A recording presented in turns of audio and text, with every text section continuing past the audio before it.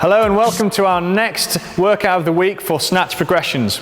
So if you've looked at our first week's workout for this, we talked about doing the behind the neck press and the overhead squat and making sure that we're developing strength and good movement in those ones before progressing on to these. And it's important we do this process to make sure that you or your clients develop the movement patterns successfully, so that when they do get to the full snatch, they have control and strength across their whole body and they're able to complete and perform the movements successfully. The next exercises we're going to progress on to, the first one is called a snatch balance. Okay? Andy's going to take the bar up over the head and bring it onto his back. All we're doing in this movement essentially is dropping underneath the bar. Essentially, he's going to finish with the bar above his head, locked out in the overhead squat position, or the bottom of the overhead squat position. Essentially, this would be the catch position in our full snatch. Okay, so Andy's just going to perform one rep so we can see what that bottom position looks like. We hold that position, that's your catch position. We then extend from there. So that's where we're looking at. Now a couple more details that I want you to think about. The first thing is that the bar doesn't really want to be moving up. All Andy is doing is dropping underneath the bar. So I can almost keep my hand here and the level of the bar is not going to go any higher than that. Okay, off we go. Perfect. And then he's going to stand up and extend. Every time he stands up and extends, he pauses at the top and waits there, because that's that finished position. Okay, we'll do that once more. Look at the speed of the body. Real speed to drop underneath that bar and lock out and catch the bar and recover nice and strongly.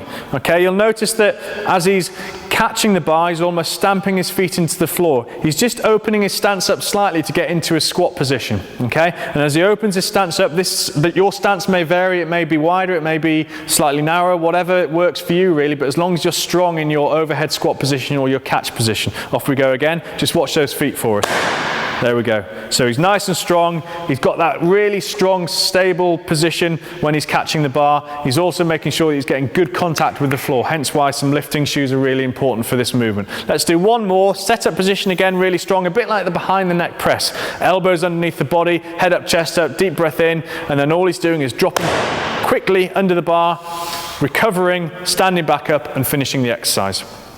Perfect. So that's a snatch balance. The snatch balance is a really good exercise to start teaching people about the speed that you need to create to drop underneath the bar. Now what we're going to do is introduce you to the first of the actual snatches. We teach from the top down, and the first snatch is going to be the snatch from the hip. Okay, this is often called the pop and drop. Essentially what we're doing is popping the bar up and dropping under the bar really quickly. So Andy's going to perform a couple of repetitions just so you can see what we mean. First of all, he takes his snatch grip. Okay, first of all, he's looking to make sure that he's got the correct grip here. He's making sure that the bar is sitting in the creases of the hips. Okay, so if it's not, maybe you want to actually think about changing the length of your grip. It might need to be a bit wider if you've got longer arms, or maybe even a little bit shorter. Somewhere, providing it's kind of within the crease of the hip, is generally about right. From there, what we're going to look at doing is just simply dropping in the knees or loading in the knees. So all it is basically a slight bend in the knee, driving the knees forwards. You'll see that the torso is still nice and upright. Okay, from this position, I'll let Andy get into it quickly. Good, let's perform one more so the guys can have a look.